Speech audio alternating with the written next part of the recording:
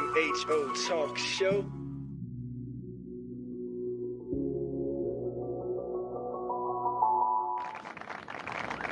In my humble opinion talk show, it's Charles. Max. In the booth, in the building. WVAI 101 Jams is the flagship station. You already know what it is. So tell a friend, because we are in this second hour and we are joined by guests right now. And we are so delighted to have them. Good afternoon to you all. Hi. Welcome. Yes, indeed. We are joined by Sophia and Maya of the from FAR, the Public Housing Association for Residents. And they come to talk to us about FAR-Seville, Miss Max. That's right. Let us know about the programs and all the good stuff that is happening there. And so, just from the jump, I just learned that Maya was on Community Connection. So some folks may already know this voice and this face, right? No. The more involved and ingrained you can be in the community, the better, right? Right. That's how you build trust, right? So, yeah. So, go ahead and formally introduce yourselves for folks who may not be aware of your titles and the work that you guys do. Yeah, so I'm Sophia. I am an organizer with FAR. And then I'm Maya Adolphs, and I'm the Administrative Operations Coordinator for FAR. So I handle kind of the behind the scenes, making sure everybody has pencils and make sure the plans kind of go off without a hitch. She's the glue. Okay. But that's much more flattering, Yeah. But so FAR is an organization that's tenant-led, and we focus on educating and empowering low-income residents to protect and improve their own communities through collective action. So we believe that residents should speak for themselves and lead themselves and organize themselves. So, yeah. Awesome. Maya, anything to add to that? Yeah, just FAR has been in the community for a couple decades now, but we're in a period of regrowth and kind of reorganizing. So we're really trying to get back out there and let the community know who we are and kind of get reestablished. We are under new leadership in the last year with Latricia Giles, who is fantastic and is just such a pathfinder in this field. And then we have a bunch of new staff and new people on the board in the last year. So if you've known FAR in the past, we invite you to come get to know us a little bit more, because we are definitely changing and growing and excited to see how we can continue to help our communities in the growing and changing times of our political climate right now. Well, I will say that I've learned something new already. We were talking when you came into the studio, and I had always been under the assumption that FAR was umbrellaed under maybe either a CRHA or a local affordable housing organization, but that is not true. Yes, for all intents and purposes, we are an independent organization. It's a lot of hands in the pot when you come with nonprofit organizations that work with the government, because there's different funding sources and people on different boards, but we are the Public Housing Association of Residents. We serve Charlottesville City public housing residents and anything that kind of falls under. So most importantly, helping tenants speak for themselves and helping them represent themselves and not just be another organization or entity that they're having to deal with, but rather somebody who can elevate and increase resident voices, because those are the ones that most need to be heard in our community. Right. So I gotta ask. So when it comes to something such as FAR, because when I look at the mission, right, which says to educate and empower low-income residents to protect and improve our communities through collective action. Like, I want to ask, like, what is your individual passion, right? Like, so kind of strip away the title for a second and think about Sophia and Maya saying, what do I want to do with my life, right? Like, what is it about this mission of FAR that struck home with you in the role that you play? Well, for me, that's community. Community is at the forefront of my mind and passion, and it's represented in everything that I do. I do kind of a lot in my personal and career life. I'm always kind of inspired by a quote by Teddy Roosevelt that says, far and away, the best prize in life is the opportunity to work hard at work worth doing. And personally, I feel that the work that I am able to do most efficiently is just hard work, good old fashioned hard work, and getting down to it. And for me, community building is one of the most important things that we can work hard at, whether it be through something like FAR, something that is really cut and dry, public housing, nonprofit work, or through theaters, which is what my kind of backdoor passion is, and that's what I was on NBC 29 for earlier this week. Oh, okay. Okay, so it was different. Okay, yes, so like that's what I mean. Like it's all tied together through my passion for community and working hard at work worth doing, but not necessarily even in the same vein of things. So for me, it's all about community. I'm actually not from Charlottesville. I've lived in Charlottesville for about 10 months now. I'm actually originally from Galveston, Texas, which is a small town island south of Houston. And if anybody knows anything about Galveston, it's a pretty small town, although albeit a little bigger than Charlottesville. But it's a very tight-knit community, and I was raised not by a family, but by a huge community of teachers and adults and everybody kind of interwoven. And so it kind of invested in me a large understanding and appreciation for community, and I want to carry that wherever I go, whether it be through political work or organizing or building community through theater. So theater and music. So and Sophia, how would you so I would say that I've always had a passion for helping people. Everything that I've done, and I've done a lot of different things in the community sphere, has always been about helping others. And so I agree with Maya. I think community is at the forefront of everything that we do. Community is power. And when we all join together for a cause, I think people are unstoppable. And so for me, my passion lies specifically in Latin American studies and indigenous studies, so indigenous rights. So for me, what attracted me to this organization is the opportunity to make significant change and to empower people to become their own leaders, and speak their own voices and speak up for themselves. I've only been at FAR for about a month, but I've really seen some people be transformed by different programs, such as our internship program, which is for adults to learn about community organizing. And they're able to basically gain the skills necessary to become leaders in their own communities. Gotcha. Okay. Good work. So we are joined by Sophia and Maya of FAR. And I think we were talking offline, but I want to make sure that the listeners know, and Max, correct me if you did address this while we were on air, but I don't think we were. But when it comes to the acronyms, right?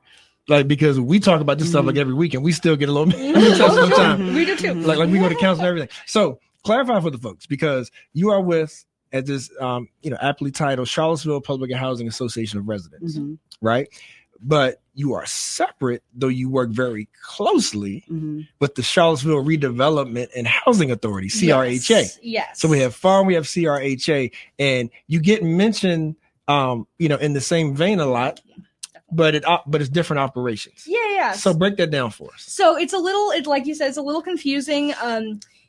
CRHA is a government entity. They are the housing authority for Charlottesville, and we are like the loving pain in their side. That's how I like to say so it. You're like an oversight. Yes, we help with advocacy for the residents. So we don't represent CRHA, we represent the residents. And so if it comes down to it where it's a CRHA issue and we don't like what CRHA is doing in terms of the residents, then they're not going to like us too much. But a lot of times, and I'd say most of the time, CRHA and FAR work very seamlessly together, and we work on a lot of joint initiatives and a lot of projects. But we are in fact separate entities. We are the tenant-led housing organization that we represent our own tenants, and they are the government entity. So it's a little confusing, and we're often mentioned alongside each other, but we are actually separate. And you serve that same role for other low-income affordable housing organizations in the city, those administering like Section 8, the Section 8 program. Yes. Yeah. Okay. CRHA is our main one because they have the most property in the city. But yeah, we serve like that in many capacities. Yeah. Our executive director, Latricia Giles, she likes to say we're like cousins. So if that helps. And speaking of Latricia, definitely want to shout her out. But like the rest of your team, what's the makeup, for how it operates? Just sort of generalize it. Like what kind of staff size you're looking at versus the board, and how do they work together for the residents, the staff, and the board? So staff, we're like I don't know if we were on air, but we were mentioning we are growing. And so in the past year, under Latricia's leadership particularly, we have grown a lot. So presently we have our executive director, and I am our administrative operations coordinator. And then we have a bookkeeper and an admin. And we kind of our admin team, we kind of help things behind the scenes. And two of them are not full-time. And then we have our organizers. We have an organizer, Asia, who's in charge of, she's an organizer, but also is in charge of our youth program. We have Sophia, who is our second newest organizer, technically. We just hired Sophia. And also we have Stacy, who is an organizer who is in charge of our internship program. Okay. And then we have Wendy, who is also an organizer, but she is kind of separate as well, because we have a program called Residents for Respectful Research, R3, and that is kind of another arm of FAR. She deals with UVA and researching. It's a very complicated little thing that they've got going on, but they have a steering committee that oversees research in the community and how different research projects can impact Black and Brown communities particularly, but any kind of community that would be under our purview. And so we want to make sure that we're looking at these before people are going out and doing, psychological research or sociological research in community. We want to make sure that they're doing it with residents in mind, things that wouldn't be harmful. So that's a kind of other arm of FAR that is also part of our numbers. And then as far as our board, it's much like a normal nonprofit. We have our advisory board, which is elected within our communities, and we have representatives of each low-income housing community, public housing community, and then also we have some members at large, and they kind of help steer us in what we are doing. The staff supports the efforts of the board, and vice versa. So we have monthly staff meetings monthly board meetings rather, where they are kind of hearing what's going on. They approve how we're moving in the community. And then we have a couple other boards within that kind of in the way that many nonprofits are run, where there's lots and lots of boards and complications in that sort of way. But yeah. And is Miss Joy Johnson still chair? Miss Joy Johnson, she is the powerhouse. I mean, she still is on a the powerhouse of this community. I could not understate that more. She is amazing, and yes, she is still the biggest one in the room in terms of power, at no matter what room she's in. But yes, she is still on our board. All right. So this is in my humble opinion. Not sure if you all ever listened to this show, but we like to be the mouthpiece for the community, to set the stage for folks to introduce themselves, their businesses, organizations. But generally speaking, this is urban radio.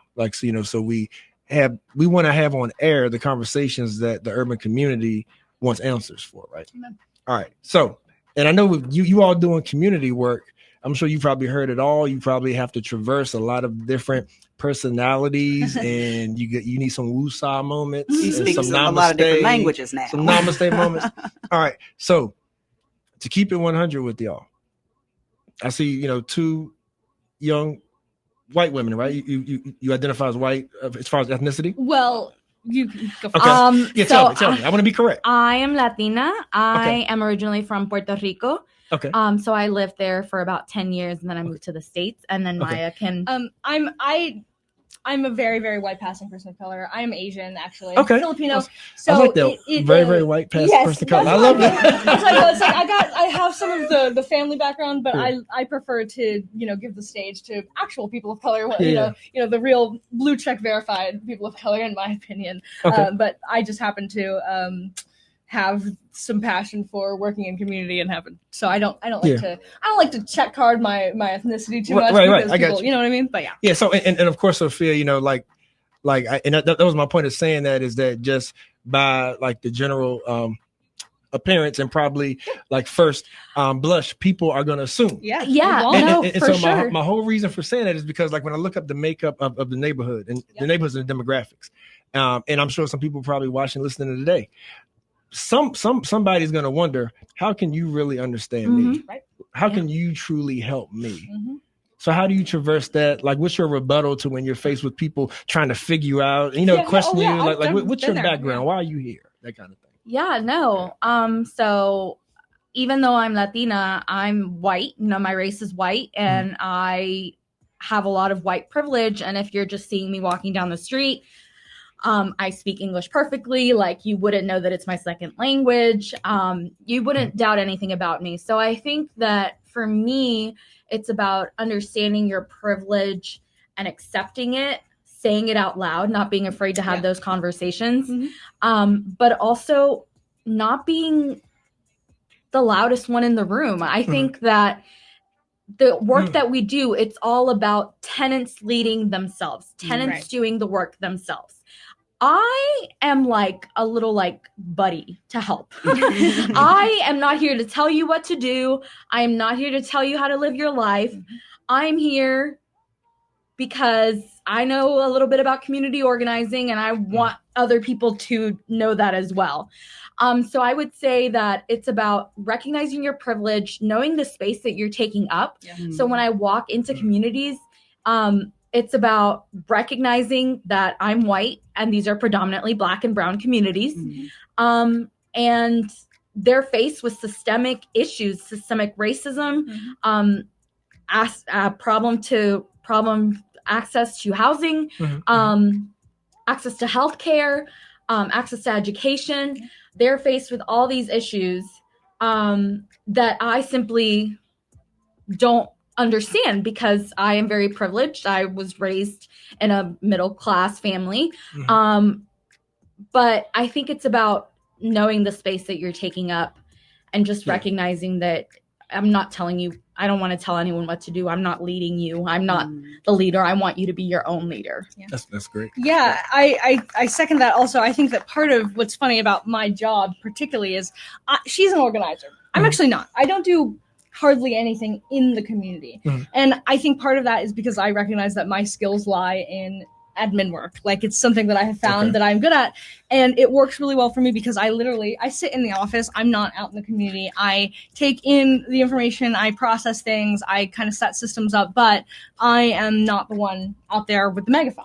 And I think that's kind of a good metaphor for that because I'm helping elevate the voices of those who need to be elevated without, in my, as best I can, without taking up too much of that, the wavelength of those megaphones. I worked a lot in politics in my youth, and I learned a very good lesson in my hometown. The former mayor of my hometown, Joe Jaworski, he's just about as white as they come. I mean, he wears the cowboy boots with the jeans and the blazer, and he is just the whitest guy. And I worked on his campaign for Texas Attorney General, and we're walking. If you don't know, Galveston is the home of Juneteenth. And so Juneteenth has always been a huge festival in my town. I actually didn't know it wasn't a federal holiday until I moved to Virginia. And I was like, oh, this isn't like a thing that everybody was raised with. But so I was walking with Joe in the 2021 Juneteenth festival, which was kind of a big year because that was the year it became a holiday.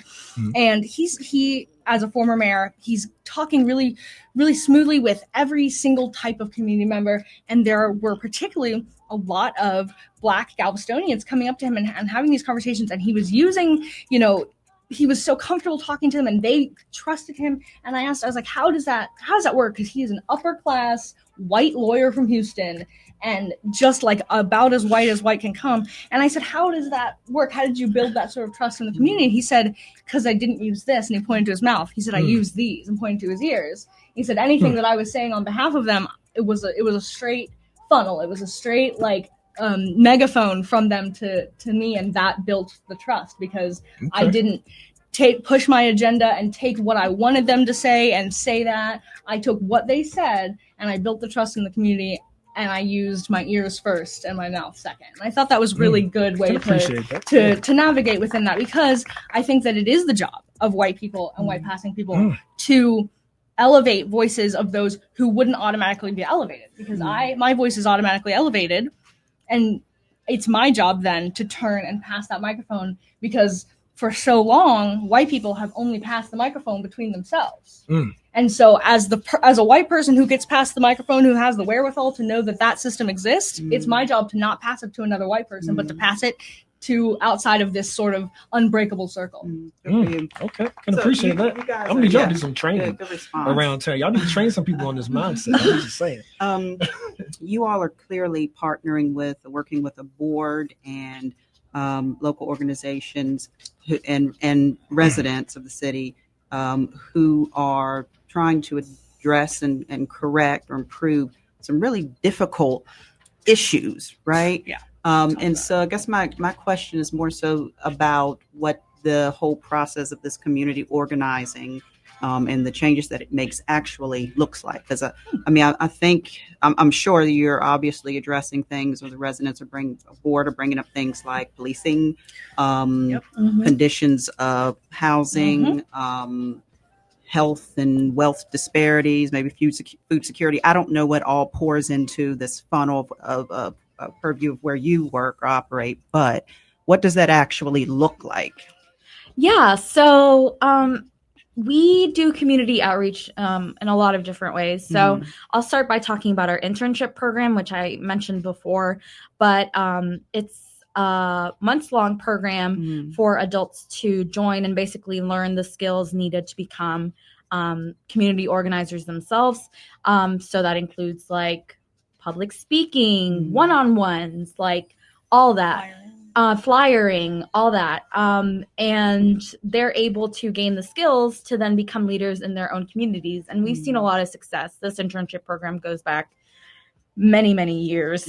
And we've seen a lot of success in people, even if they don't become community organizers, they become empowered to seek out whatever their dreams and do whatever they want to do. So that's one aspect. And then I'll talk about the youth for a second. So recently we had a youth town hall at West Haven, and we invited the youth to come and give their opinions as to the redevelopment that's happening, and give their opinions as to what they want to see in the community, what's important to them. And again, it's all about listening. It's using your ears, not your mouth. So we learned a lot about the youth, not just what they want, like redevelopment. Like, for example, for them, it was really important that the basketball court have lights. And that was like a priority for them. Simple, right? You would think it's so simple. But it's also, we're also starting a youth internship program, which is similar to our adult internship program, but it's for a shorter amount of time, but for the same reason, basically, to educate youth on community organizing and empower them to become leaders themselves. And then it's also a lot about one-on-ones. So in my job, I just say it's about talking. It's about talking and listening. It's about making connections with people. And I've only been here a month, and I am still just walking in and being like, okay, it's going to take months, maybe years for you to trust me, and that's okay.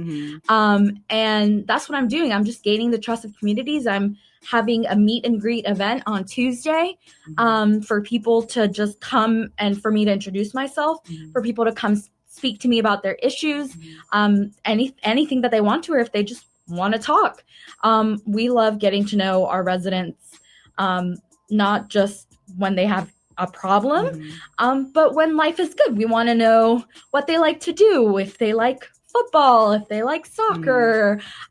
We like having those connections with people. So I would say that it's all about building connections with people, and making programming that directly benefits the community and helps empower them to become leaders themselves. And so Latricia Giles, our executive director, is a very strong proponent of the importance of youth in that. And so that's something that we've really been focusing on as an organization. And that's why we're starting this youth internship program, is to, youth are the future. They're the future leaders. So we like to say that it's your community. You should care what happens to it. And so in these redevelopment conversations, these are,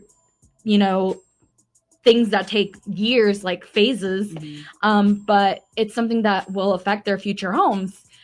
So we want to make sure that everyone's being included in the conversation, that everyone's being represented, and that everyone is saying exactly what they think, and learning and becoming better humans, and just people who can stand up for other people. Yeah. And what I'm hearing is sort of like the middle ground. It's like you're here, and this is how we serve you. But talk about sort of the inlet and the outlet, right? The beginning and the potential end, right? If someone is looking for public housing, is in need, right? What is that process to obtain said thing? And then what about folks who may want a plan or have a plan, and it's temporary, and they're saying, I have a goal of being a homeowner. Right. So talk about those two things right quick, if you can. If someone needs the public housing, and when someone's trying to get out of public housing. Yeah. So to answer the second thing first, that's a very complicated thing, and it's hard enough for non-low income housing residents to get out of tenantship, as any sort of tenantship to get to ownership is incredibly difficult. But there are numerous things that are joint issues between us, CRHA, and other organizations. Financial literacy is a big one. I know that we have programming about simple things like learning how to to navigate the processes of saving money and get out of this sort of generational disparities within like wealth, like physical, tangible wealth. And so there is some programming that is hosted. I know we had a financial literacy program at the end of last year. So that's part of programming that'll go forward. And you'll find that is not just us. Other organizations are interested in that, because ultimately that's the goal for everybody. Everybody who has their hand in the pot of public housing also wants to get people out of public housing, because it's not a great end-all be-all solution for everybody in the world, in the country. As for intake, this is where it's tricky. So FAR actually doesn't represent residents until they become public housing residents. Which is tricky, because we do get that. We do have people coming asking us to help them get on wait lists and things.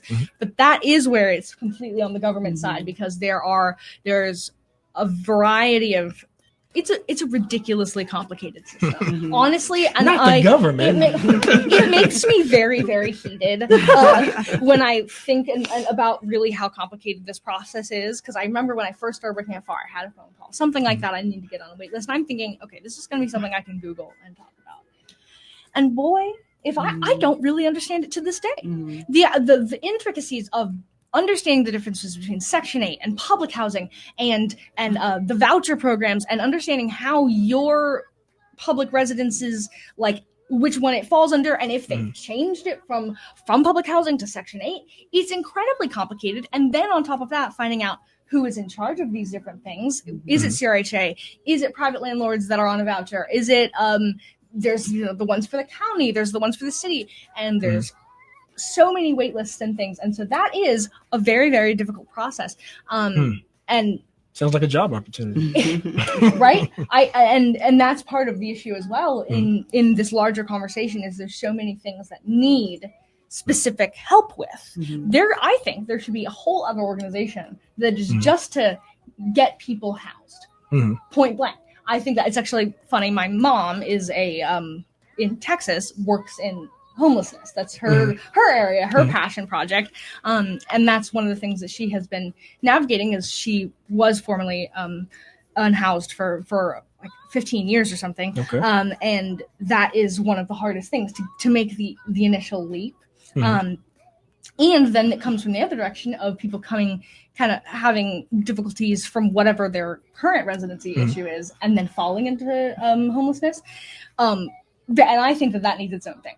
But so far, it doesn't represent people until we're actually in the system, until we're public housing. And because of the constraints of funding and how we operate, it has to be Charlottesville City, it has to be public housing. So, but if somebody comes to your, I'm sorry, real quick, if somebody comes to your office though, and they say, hey, I'm in need and I believe I qualify for public housing, where do you send them? So we have a bunch of resources, actually. We have a big, long resource list where basically kind of take the temperature of what the situation is. Is this something where Who all have a wait list? Yeah. Is this keep going. Is this is this an immediate need? Is this a family? Is this a single gender? Is this do we need like shelter? And so we have a list of resources. So we basically go down the list and say, okay, well then so you're a single person and you do not currently need housing, or you will need in the next couple months. Here's the person you go to. Here's the organization you go to. And then, you need something tonight. Here's the organization you go to, because we don't provide mutual aid. And that's a difficulty for us, I think. Does FAR ever play any role in like evictions? Because they happen, and I'm sure you could take this. And then my other question is whether or not you provide any representation or what are organizing when it comes to the residents being represented to maybe even HUD. Yep. So I will start with evictions. So we actually just had a workshop the other day on evictions. And to just learn more about the process. If someone comes to us and they're like, I'm getting evicted, we take on that situation. We get in touch with the people we need to get in touch with. There's a long process, and they have to give in the first 30 days, they have to give a notice, and then they have to give a phone call. It's a long, which doesn't always happen. And that's the important thing is that, there might be processes, but the system isn't perfect, and there's a lot of gaps and holes. So, if someone is getting evicted and they feel that they did not, that it's a wrongful eviction, they will come to us and we will help them communicate with the people necessary. We also had someone recently, if you have any issues with like rent or the rent that you're paying, because it may change monthly, depends on if you're working or if you're not working, things like that. So evictions is something that definitely we work on. And then I will say we partner with the Legal Aid Justice Center a lot. And so for legal matters, we have lawyers that we rely on that can, help residents through the legal processes.